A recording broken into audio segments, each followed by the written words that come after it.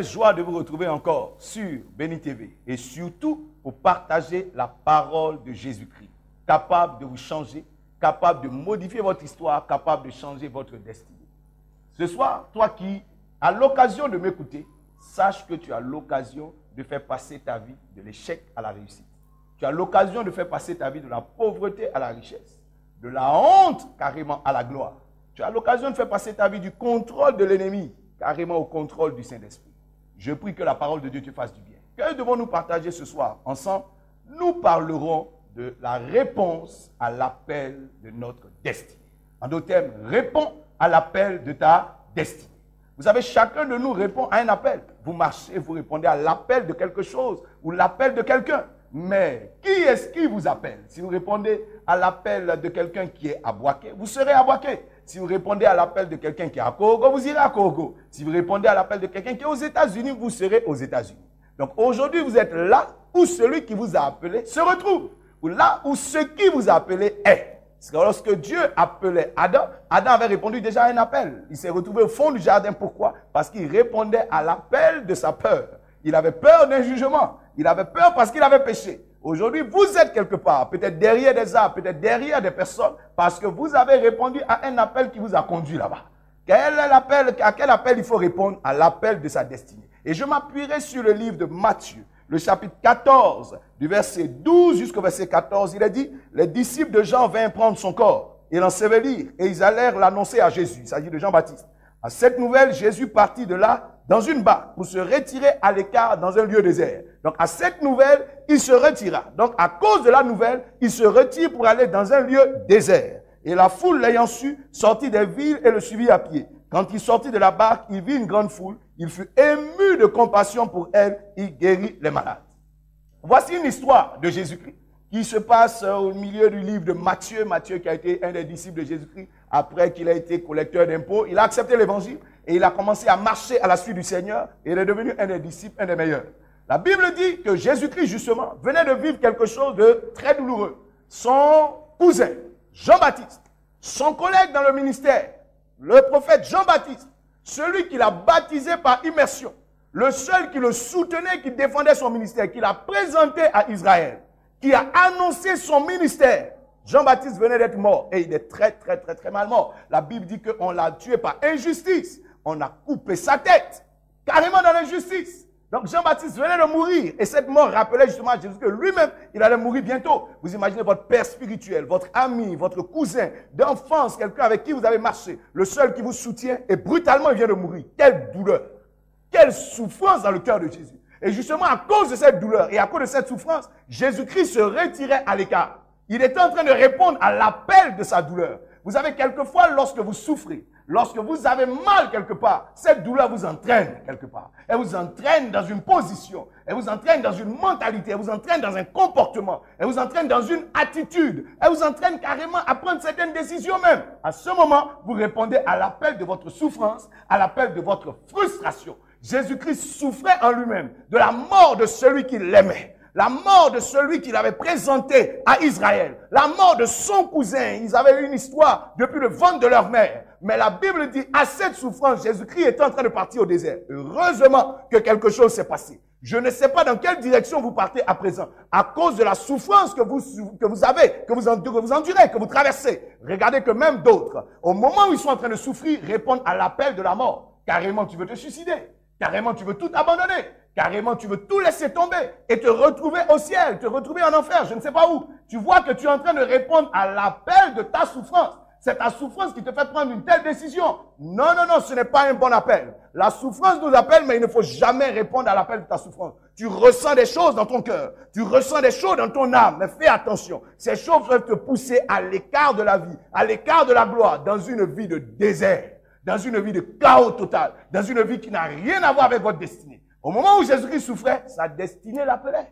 Les gens de sa destinée avaient besoin de lui. La preuve, c'est que bien qu'il soit en train de souffrir, la Bible dit des gens sont venus vers lui à cause du potentiel qu'il avait, à cause de la grâce qu'il avait. Il avait la souffrance, mais il avait encore la grâce. Il avait encore le potentiel. Bien que vous soyez en train de souffrir, votre grâce est là. Bien que vous soyez en train de souffrir, votre potentiel est là. Bien que vous soyez en train de souffrir, il y a encore en vous ce que Dieu a déposé. À quel appel allez-vous répondre? ou à l'appel de la souffrance qui est en vous, ou à l'appel du potentiel qui est en vous. La Bible dit, ceux qui avaient besoin de la grâce de Jésus-Christ se sont approchés de lui. Ils étaient venus pour chercher la guérison. Ils étaient venus pour chercher quoi? La bénédiction, pas pour entendre Jésus-Christ raconter son histoire de souffrance. Vous voyez qu'il y a des gens ici qui ont laissé tomber carrément leur potentiel et qui passent tout leur temps à raconter leur souffrance. Ne faites pas partie de ce lot. Au moment où tu es en train de souffrir, ta destinée a toujours besoin de toi. Les gens de ta destinée ont toujours besoin de toi. La Bible dit, ceux-là sont venus demander à Jésus-Christ de les guérir parce que c'était la destinée de Jésus-Christ de sortir les malades de leurs maladies, de sortir ceux qui étaient possédés, de tout ce qui était possession démoniaque, de les libérer. Donc au moment où votre souffrance est en train de vous appeler au désert,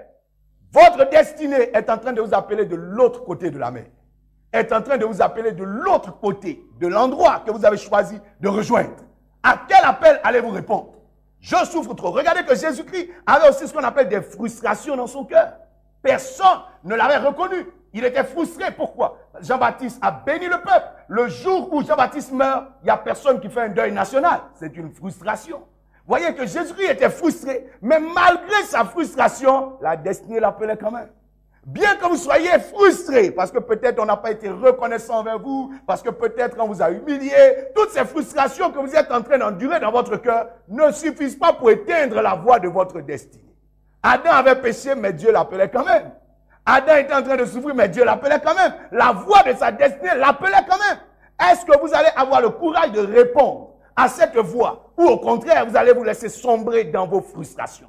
Madame, je ne sais pas qui t'a abandonné, ou quel est l'homme à qui tu as rendu beaucoup de services qui t'a abandonné, qui aujourd'hui peut-être est avec une autre. On t'a laissé tomber, je ne sais pas de quel boulot est-ce qu'on t'a renvoyé, je ne sais pas quel salaire frustrant on t'a donné. Mais regarde, laisse-moi te dire que malgré ces frustrations, ta destinée te réclame toujours. Et ta destinée n'a pas besoin de tes découragements, elle a besoin du meilleur de toi-même. La Bible dit justement Jésus-Christ, lorsqu'il a vu les gens venir vers lui, il n'a pas commencé à pleurer ou à raconter ses frustrations, mais il a été ému de compassion. Ça veut dire qu'il a eu la possibilité de ressentir, la capacité de ressentir encore ce qu'il fallait ressentir pour son ministère, pour sa destinée. Votre problème, c'est que quelquefois, quand vous souffrez, vous laissez votre cœur s'éteindre et vous n'arrivez plus à faire remonter en vous ces sentiments qu'il faut avoir en soi pour continuer la route. La Bible dit Jésus-Christ a eu de la compassion en lui. Je prie que là où vous êtes, que la grâce de Dieu vous aide à triompher de ces frustrations. Ces frustrations sont en train de vouloir coloniser ton cœur, mais Dieu aussi veut reconquérir ton cœur. La compassion de Dieu veut reconquérir ton cœur. La Bible dit Jésus-Christ a réussi à ressentir de l'amour encore en lui, de la compassion en lui. Pour qui? Pour ceux justement pour lesquels Jean-Baptiste avait prêché et qui n'avaient même pas soutenu Jean-Baptiste. Il a eu encore de la compassion dans son cœur. Regardez ici, Joseph est devenu ce qu'il est devenu. C'est parce que malgré la méchanceté de ses frères, Joseph a eu encore en lui ce qu'il fallait avoir pour continuer son chemin. Je ne sais pas là où tu es tombé, là où tu as été frustré, mais laisse-moi te dire que ta frustration n'arrangera pas ta destinée. Il faut que tu laisses les sentiments qui étaient en Christ gagner ton cœur et coloniser ton cœur. Dieu appelait Jésus-Christ à aimer, à être compatissant. La voie de sa destinée l'appelait à aimer. Et au contraire, les hommes qui étaient autour de lui, le comportement des hommes l'appelait au contraire à détester, à rejeter les gens. Dieu vous appelle à aimer. Dieu vous appelle à ressentir certaines choses en vous. Mais le monde autour de vous est en train de vous attirer ailleurs. À quel appel allez-vous répondre? À l'appel de vos frustrations ou à l'appel de votre destinée? Votre destinée a besoin de votre joie. Votre destinée a besoin de votre joie. Elle a besoin de votre force. Elle n'a pas besoin de vos souffrances. Elle n'a pas besoin de vos douleurs. Elle n'a pas besoin de vos amertumes et de votre haine. La Bible dit, lorsque Jésus a eu la compassion, il a guéri les malades, il a chassé les démons, jusqu'au point où il a nourri 5000 personnes. Regardez, juste avant de nourrir ces 5000 personnes, ses disciples ont dit, laisse les gens partir. Pourquoi? Parce que peut-être qu'ils étaient des paresseux. Ils ont travaillé un peu, mais il se trouve que ta destinée réclame un peu plus de travail. Tu penses avoir beaucoup fait, avoir fourni beaucoup d'efforts, mais ta destinée réclame un peu plus d'efforts. C'était des paresseux, ils disaient, arrêtons-nous ici, ça suffit. Mais Jésus a dit, non, donnez-leur vous-même à manger. Ce n'est pas la peine de les laisser partir. Quelquefois, notre paresse, notre caractère est cause de nos échecs. Quelqu'un est en train de répondre peut-être à l'appel de sa paresse, à l'appel de son caractère, à l'appel de sa négligence. C'est peut-être cet appel-là, cette réponse-là qui a détruit ta vie. Oui, tu es négligent, tu ressens des choses en toi, tu sembles paresseux, peut-être même que tu es méchant, mais fais attention, si tu réponds à l'appel de ta méchanceté, tu rateras ta destinée. Oh, je ne sais pas qui est-ce qui t'a rendu comme ça, qu'est-ce que tu as traversé dans ta vie qui a provoqué ces choses. Jésus-Christ venait de vivre, et même il a vécu pire plus tard sur la croix. Mais laisse-moi te dire que si les gens ont souhaité que ta vie soit ruine, il faut que toi-même tu souhaites que ta vie soit gloire. Ne laisse pas quelqu'un t'appeler en dehors de l'appel de Dieu. La Bible dit, Jésus-Christ a dit, c'est vrai, nous avons beaucoup travaillé, mais il nous faut encore travailler. Peut-être que là où tu es, tu crois avoir beaucoup prié, mais il te faut encore prier. Peut-être que tu crois avoir beaucoup fait, mais il te faut encore faire beaucoup plus que ça. Et je crois que tu y arriveras. Tu atteindras certainement le niveau que Dieu veut. Vous allez comprendre. Les disciples, à un moment donné, on dit quoi à Jésus-Christ? Nous n'avons que 5 pains et 2 poissons. Alors qu'on a plus de 5000 personnes devant nous. Que devons-nous faire? Ça, c'est l'appel à ta pauvreté. L'appel de ta pauvreté. Tu sembles ne pas avoir de moyens. Donc, tu veux décider selon les moyens que tu as. Beaucoup d'entre nous, voyez que avant de décider, avant de rêver, nous regardons ce que nous avons entre nos mains. Et alors on dit, bon, d'accord, puisque j'ai ceci, voici ce que je fais. Puisque j'ai cela, voici ce que je fais. Non, ils avaient mal calculé. Ils avaient, c'est vrai, 5 pains et 2 poissons, mais ils avaient Jésus-Christ aussi avec eux. Ils avaient aussi la grâce de Dieu avec eux. Ils avaient la possibilité de voir la bénédiction de Dieu venir. Quelquefois, lorsque vous êtes en train de décider, lorsque vous êtes en train de répondre à votre appel, vous ne faites pas un vrai bilan de ce que vous avez comme ressources. Ressources, c'est vrai, matérielles, humaines, mais aussi ressources spirituelles. Jésus-Christ était une des ressources des disciples, mais ils ne savaient pas. Beaucoup de chrétiens aujourd'hui, dans leurs décisions, dans leur vie, souffrent. Pourquoi? Parce que tu comptes avec tout sauf avec Jésus-Christ que tu as. Tu comptes avec tout sauf avec la grâce de Dieu que tu as. Sauf avec la personne de Dieu que tu as. Dieu est capable. Ne réponds pas à l'appel de ta pauvreté. La Bible dit, les hommes se sont retrouvés. Lorsqu'ils sont sortis par Moïse, ils se sont retrouvés au désert. Ils ont commencé à murmurer. Pourquoi? Parce qu'ils ne voyaient pas manger. Ils ne voyaient pas comment manger. Ils ne voyaient pas comment est-ce qu'ils allaient trouver à boire. Mais ils avaient oublié que l'Éternel était leur ressource principale. Dieu est ta ressource principale. La Bible dit, Jésus-Christ leva les yeux au ciel et alors il a commencé à réagir. Peut-être que le projet que tu as, tu peux le réaliser. Tu peux construire cette maison, tu peux réaliser cette entreprise. Mais c'est parce que tu n'as pas fait un vrai bilan. Tu as compté sans Dieu. Or, la Bible dit, avec Dieu, tu feras des exploits. Les exploits t'attendent, mais les exploits ne peuvent pas se réaliser sans la main de Dieu. Pourquoi est-ce que tu as refusé cette mission? Parce que d'après toi, tu n'as pas ce qu'il faut. La veuve de Sarepta était en train de dire à Élie, je n'ai que 5 pains, je n'ai qu'un peu de farine, un peu d'huile, je meurs demain, moi et mon fils. Vous voyez qu'elle était en train de rentrer dans la direction de sa pauvreté. Élie lui a dit, madame, si tu fais comme tu as dit, effectivement tu mourras. Mais si tu commences à répondre à ce que la parole de Dieu te dit, parce que Dieu a ordonné à ton cœur de me donner à manger d'abord. Si tu commences à répondre à l'appel de Dieu, à la voix de Dieu pour toi, tu vivras pendant 3 ans sans mourir. Il y a beaucoup d'entre nous aujourd'hui, on sombre, notre vie se retrouve dans un désert parce que justement, nous répondons à l'appel de nos moyens, à l'appel de notre pauvreté. Sachez-le, on n'a jamais assez de moyens. On a le peu qu'il faut et nous avons Dieu qui est capable de multiplier, capable de pouvoir, capable d'ouvrir des portes. Il est capable de nous aider. Regardez que Ruth a réussi a vu sa vie changer parce que non seulement elle croyait au peu qu'elle avait, qui était qui? Naomi, mais c'était qui? Mara, c'était simplement une femme qui n'avait plus rien, mais elle croyait en la grâce de Dieu. Et c'est justement Naomi plus la grâce de Dieu qui ont changé l'existence de Ruth. Aujourd'hui, vous avez juste un peu d'argent, mais la grâce de Dieu est là. Si vous savez compter sur elle, vous verrez votre histoire changer. Au nom de Jésus de Nazareth. Regardez qu'à un moment donné, les disciples étaient épuisés. Certainement après tout ce boulot, après avoir ramassé les pains, après avoir donné à manger, fait tout ça, ils étaient fatigués. Mais Jésus leur dit quand même, passez de l'autre côté. Et c'est cette nuit, pas demain. Pas après-demain. Ils avaient voulu peut-être prendre un temps de congé, un temps de repos. Quelquefois, voyez, vous répondez à l'appel de votre fatigue. Rappelez-vous que Ésaü a perdu son droit d'aînesse parce qu'il était épuisé, parce qu'il était fatigué. Alors, il était prêt à tout céder. Vous pensez peut-être que vous êtes trop fatigué, fatigué par les épreuves, fatigué par le travail, fatigué par les douleurs, fatigué par les comportements des gens. Faites attention. Si vous épuisez trop tôt, vous raterez votre destinée. Si vous épuisez trop tôt, vous raterez votre histoire. Regardez que Sarah est en train de dire quoi à Dieu lorsque Dieu est rentré chez elle. Je suis fatiguée, je suis vieille, je ne peux plus porter d'enfant dans mon sein. Abraham est vieux. Mais la Bible dit pourtant, Sarah a eu effectivement Isaac. Donc elle n'était pas si fatiguée que ça. Heureusement que Dieu ne l'a pas écouté. Regarde bien aimé, tu es capable de continuer. C'est vrai, tu as traversé beaucoup de choses, tu as traversé beaucoup de difficultés, tu sembles fatigué, mais il y a encore en toi de la ressource. Lève-toi. Si tu crois que tu es trop fatigué, dors cette nuit et demain matin, reprends ta course. Ne laisse rien t'épuiser avant la fin de ta course. Ils étaient donc en train de répondre à quoi? À l'appel d'un besoin. Ils avaient besoin de dormir. Oui, tu as des besoins, je suis sûr. Peut-être que ce sont tes besoins qui t'ont conduit même dans la prostitution.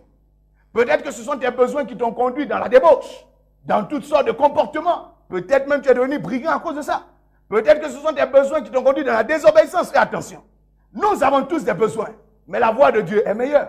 Jésus-Christ était au désert, il avait besoin de manger. Le diable lui a présenté justement la voie de ses besoins. Transforme ses cailloux en pain et mange. Et il a répondu non. L'homme vivra de la parole de Dieu d'abord. En d'autres termes, il répondra à Dieu d'abord, avant de répondre à l'appel de ses besoins. Beaucoup d'entre nous, nous marchons au rythme de nos besoins. J'ai besoin d'argent, voilà pourquoi je me comporte comme ça. J'ai besoin de ceci, voilà pourquoi je me comporte comme ça. J'ai besoin de ceci, j'ai besoin de cela. Faites attention.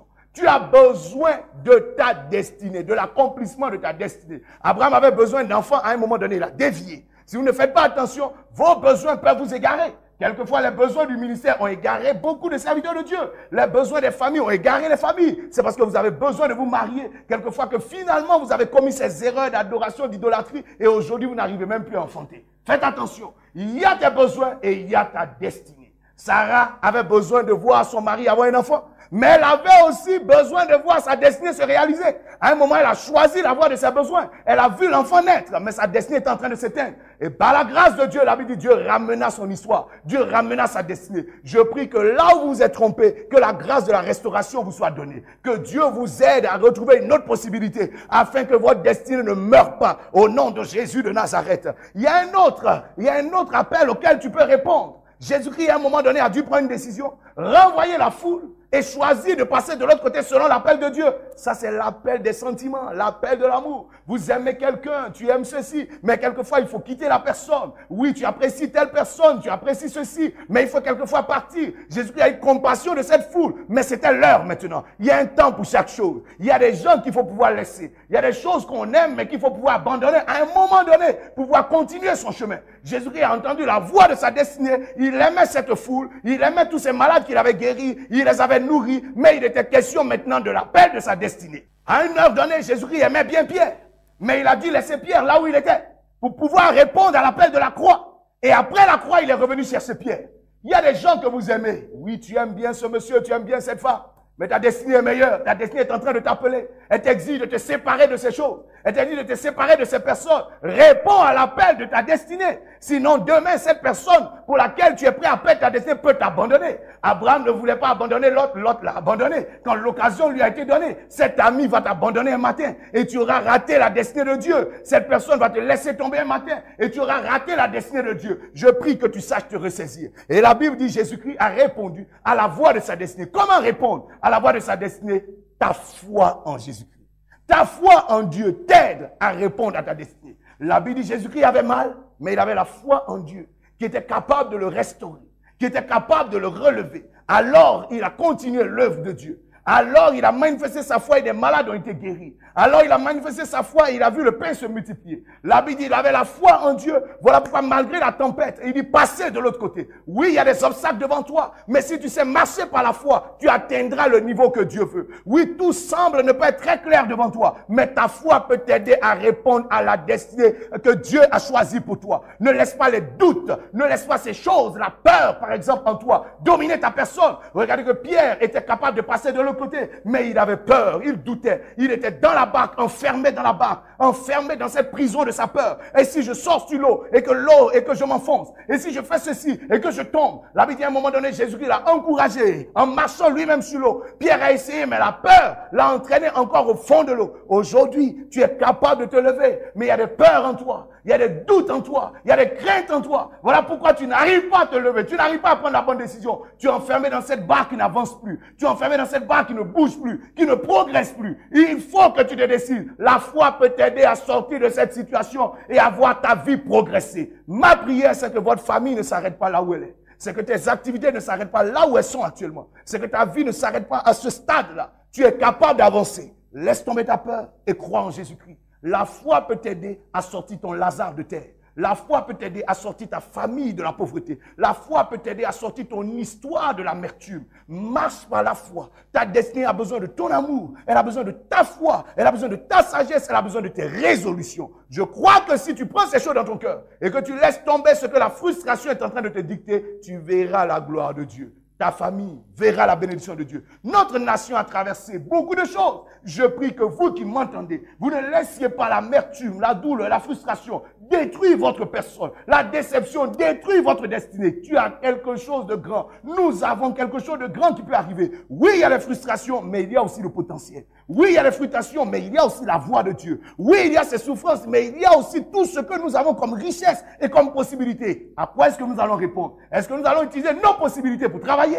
nos richesses pour travailler, ou au contraire, est-ce que nous allons utiliser nos frustrations pour travailler? Là, le fruit de la frustration, c'est une autre frustration. Le fruit de la douleur, c'est une autre douleur. Mais le fruit de la foi, c'est la gloire de Dieu. Si tu crois, tu verras la gloire de Dieu. Pour ma part, je pense que là où tu es, si tu es découragé, rejoins une église, rejoins une bonne assemblée. Tu entendras la parole de Dieu qui te redonnera la foi. Et ta vie redémarrera. Et tes affaires redémarreront. Et ta famille sera restaurée. Et tu verras ta santé être restaurée. Ne laisse pas ta vie sombrer là où elle est actuellement, pendant que Dieu parle dans cette nation. Rejoins une assemblée ce dimanche. Si tu ne sais pas où aller, dirige-toi vers l'église ambassade des vainqueurs dont tu auras les contacts tout à l'heure. À la fin, nous pourrons te recevoir, parler avec toi, juste pour que ta vie ne s'arrête pas là où ton Jean-Baptiste est mort. Juste pour que ta vie ne s'arrête pas là où ta frustration est arrivée. Tu peux avancer.